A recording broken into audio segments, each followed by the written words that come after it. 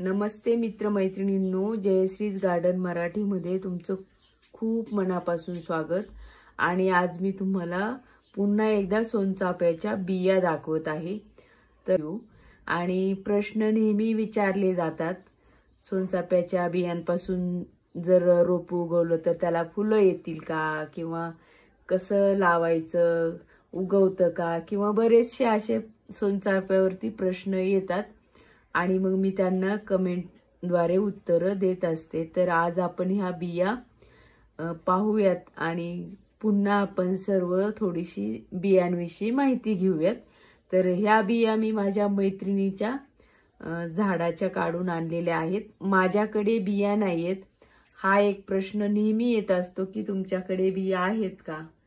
तर ह्या झाडावरती ह्या बिया अशा असतात आणि ह्या पकलेल्या बिया नाहीयेत, म्हणजे पक्व झालेल्या नाहीयेत, तर ह्या जरा ओल्या बिया आहेत। हाताला सुद्धा त्याचा ओलावा जाणवत आहे। आणि ह्या बिया लावल्या तरी येण्याची शक्यता खूप कमी असते, कारण खूप कोवळ्या बिया असतात। थोडंसं लालसर झालेलं असलं तरीही ह्या बिया अशा शक्य होईल तेवढं लावूच नका, कारण येण्याची शक्यता खूप कमी असते। आणि हे जे पाहताय तुम्ही, हे झाडावरतीच फुटलेल्या बिया आहेत। तर ह्या अशा स्वरूपाच्या बिया जर मिळाल्या तर ह्या लगेच येतात आणि झाडावरतीच अशा उलून गेलेल्या आहेत, म्हणजे त्यांचे जे झाकणं होते ते ओपन झालेले आहेत। फळं ओपन होऊन त्याच्या बिया बाहेर आलेल्या आहेत, म्हणजे ते यायला तयार आहेत। आणि जर ह्या बिया तुम्ही त्यांना घरी आणून ठेवलं आणि खूप दिवस जर वाळवल्या आणि लावल्या तरी पण यायची शक्यता खूप कमी असते, म्हणून ह्या बिया येत नाहीत। आणि ह्या बिया झाडावरतीच अशा फुटलेल्या आहेत, फळं फुटलेली आहेत आणि त्यामधून बिया बाहेर आलेल्या आहेत। आणि हे मी तोडून आणलेलं आहे। हे झाडावरती असंच लटकलेलं होतं आणि हे असं लाल झालेलं आहे, हे पहा। तर ह्या बिया लगेच येतात, ह्या लावले की लगेच येतात। आणि जरा चांगली माती बनवून जर तुम्ही ह्या बिया लावल्या तर येतात। शेणखत वगैरे लावून जर ह्या बिया लावल्या तर येतात। तर म्हणजे झाडावरून हे तुटून खाली पडलं होतं, तर हे पूर्ण ओपन झालेलं आहे त्याचं फळ आणि अशा बिया बाहेर पडलेल्या आहेत। तर त्या झाडाच्या खाली सुद्धा असे रोपं तयार होतात, जर त्या बिया अशा खाली पडल्या आणि त्याला जरा ओलावा मिळाला, पाणी वगैरे मिळालं, तर त्या बिया पण येऊन जातात लगेच, म्हणजे रोपं तयार होतात। आणि आता आपण हे पाहूयात की ह्या बिया जर लावल्या आणि त्याचं रोप तयार झालं तर त्याला फुलं किती दिवसांनी येतात, हा प्रश्न नेहमी विचारला जातो। तर ह्या बियांपासून जे रोप उगवतं त्यांना खूप वर्ष लागतात फुलं यायला खूप वर्ष लागतात, म्हणजे साधारणपणे 5 वर्षाचा पुढेच त्यांना फुलं यायला चालू होतात। आणि कधी कधी 10 पण वर्ष लागू शकतात, कधी कधी लवकर येतील किंवा कधी कधी उशिरा पण येऊ शकतील। अशी गॅरंटी नाही देऊ शकत की आपण लगेचच येतील 1-2 वर्षात। आणि ह्या बिया लावून तुम्ही अशा पद्धतीने रोप तयार करून त्याला फुलं घेऊ शकता। आणि हे झाड खूप मोठं होतं, बियांपासून उगवलेलं खूप झाड मोठं होतं, त्याची नेहमी कटिंग करावी लागते। आणि मोठं बूड पण मोठं होतं आणि झाड पण मोठं होतं, त्यामुळे आपल्या हाताला त्याचे फुलं काढायला त्रास होतो।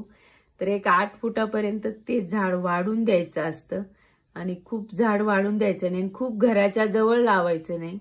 हे पण प्रश्न येतात की किती लांब लावायचं, तर 5-10 फुटाच्या पुढे तुम्ही लावू शकता, कारण हे झाड खूप मोठं आहे। एका ठिकाणी मी पाहिलेलं आहे, खूप मोठं झाड होतं ते, तर त्याच्यामुळे थोडंसं घराच्या लांब लावा, खूप घराच्या जवळ नका लावू। आणि जे आपण कलमाचं झाड आणतो ते खूप मोठं होत नाही झाड, ते थोडंसं छोटंसंच राहतं, खूप मोठं असं लिंबाच्या आंब्याच्या झाडासारखं होत नाही। तर त्यामुळे ते 5 फुटाच्या नंतर पुढं लावलं तरी चालून जाईल। जशी जागा असेल तशा पद्धतीने तुम्ही ते झाड लावू शकता। तर ह्या बिया लावल्यानंतर किती दिवसांनी उगवतात? तर ह्या बिया लावल्यानंतर 1 ते 2 महिने लागतात. लगेच काही उगवत नाहीत.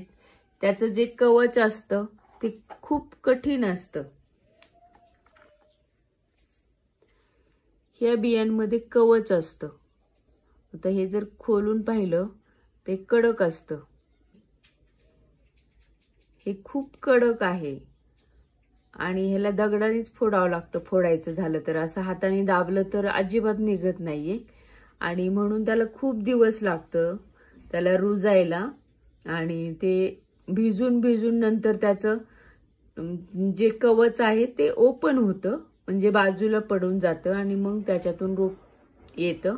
आपण चिक्कू लावल्यावर कसं त्याचं फुगून फुगून त्याचं बियांचं टरफल बाजूला पडतं आणि त्याच्यातून रोप तयार होतं.